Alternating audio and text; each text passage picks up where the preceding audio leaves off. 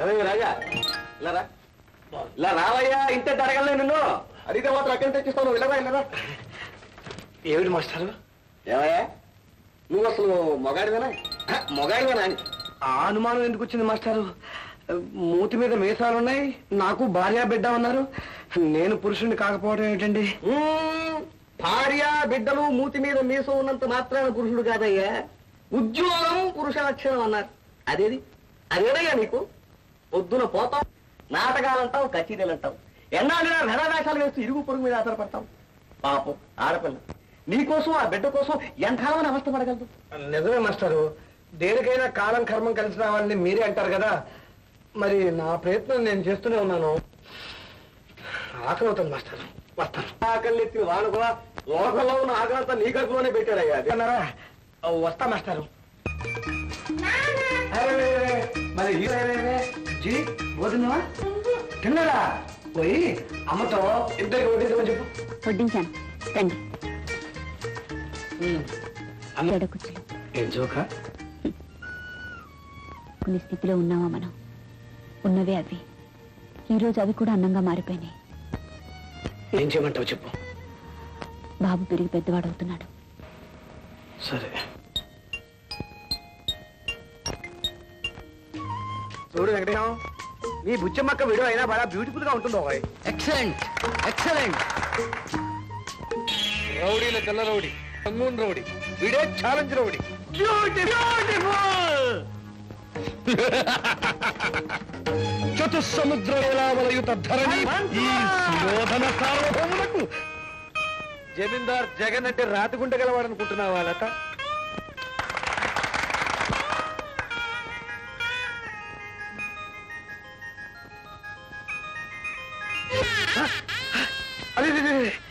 అయ్యో ఎంత పని చేసావరా సన్నాసి, ఎంత పని చేసావరా?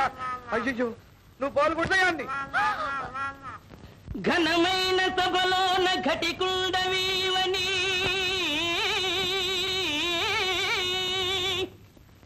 సభలోన ఘటికుండవీవని ఏ ఎన్నారు ఒగిడెను ఎంతగానో ప్రకటనలో బాగుబాగని ఇచ్చి బోల్డుగా ఎరు గోల్డ్ షీల్డ్ స్టేజిపై నా నేర్పు స్టైలుగా రాణించుతావని రాజకపూర్ బొంబాయి రమ్మని భోజనానికి పిలిచి ఆదరించే నన్ను అమితాబన్. అప్పుడిచ్చిన మొమెంటో రాయిది. ఎన్నిటికి మూలమైనది చిన్ని షీల్డ్. నేడు పగులగొట్టితివిరా పాడు వెధవ, పట్టుకి నిన్ను తిట్టినా కొట్టినా ఫలితమేమి? సంతసించితి ముయ్యరా చిన్ని నోరు. రురురు రురురు రురురు రురురు.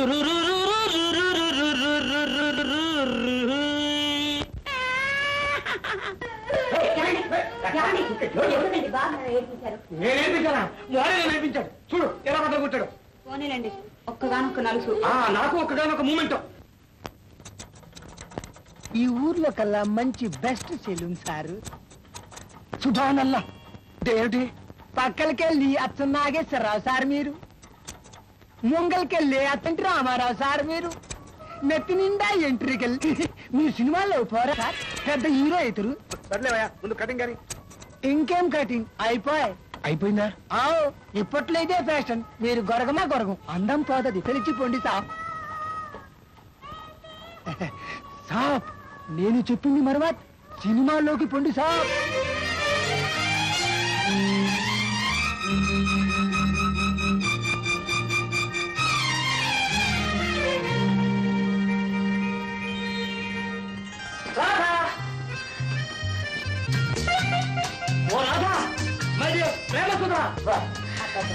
ఇక్కడే ఉన్నాను. పిలుపులు ఏదైనా ఉద్యోగం వచ్చిందా?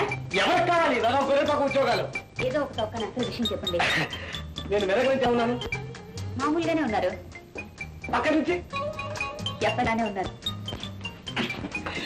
ఇప్పుడు ఎదురుగా చూసి చెప్పు ఎలా ఉన్నాను. మీలానే ఉన్నారండి. అది కాదు రాధా, నేను అదేంటంటే ఇప్పుడు నేను ఎలా ఉన్నాను?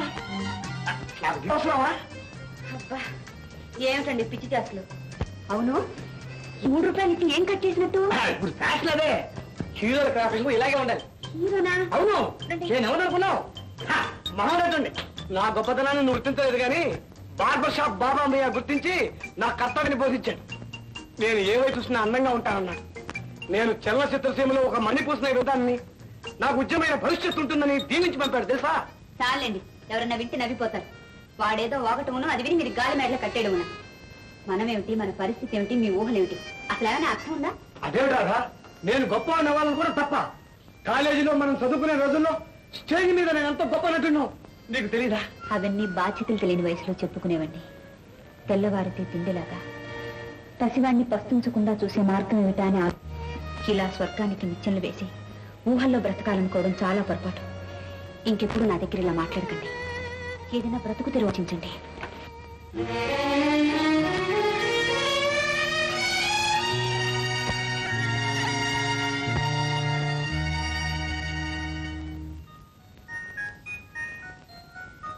నానా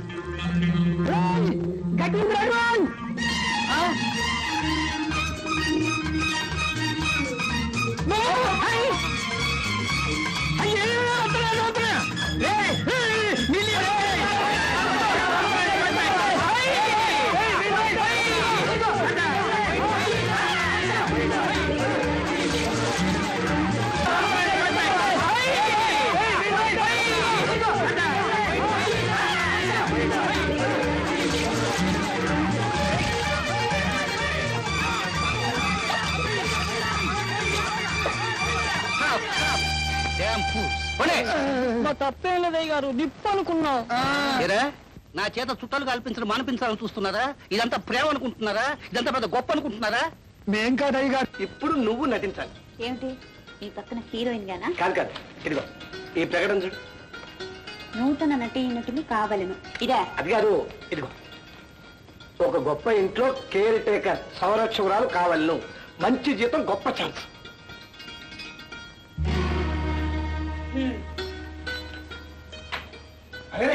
అదే రాదా వెళ్ళిపోతున్నావా? లేకపోతే ఏమిటండి, ఏ బరువు బాధ్యతలు లేని పెళ్లిగాని అమ్మాయి కావాలని అందులో ఉంటే నాకు చూపిస్తారేమిటి? అయితే నీకు పెళ్లి కాలేదని ఒక చిన్న అబద్ధం ఆడేస్తే ఆడేస్తే అంతా సరిపోతుంది. ఎంత తేలిగ్గా అనేసారండి. అవును దాదా, ఈ చిన్న అడ్జస్ట్మెంట్ తో మన జీవితాలు హ్యాపీగా గడిచిపోతాయి. నాకు ఎలాగో ఉద్యోగం వచ్చే అవకాశం లేదు. కనీసం నీకైనా ఈ ఉద్యోగం వస్తే మన కష్టాలు గట్టెక్కిపోతాయి. ప్లీజ్ రాధా, ప్రయత్నించి చూడు. నువ్వు కాదంటే నన్ను నేనైనా తాకట్టు పెట్టుకోవాలి, లేదా వీణైనా ఏమండి, అంత మాట అనకండి.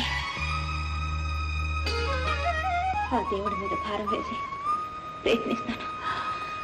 Thanks Radha, thanks.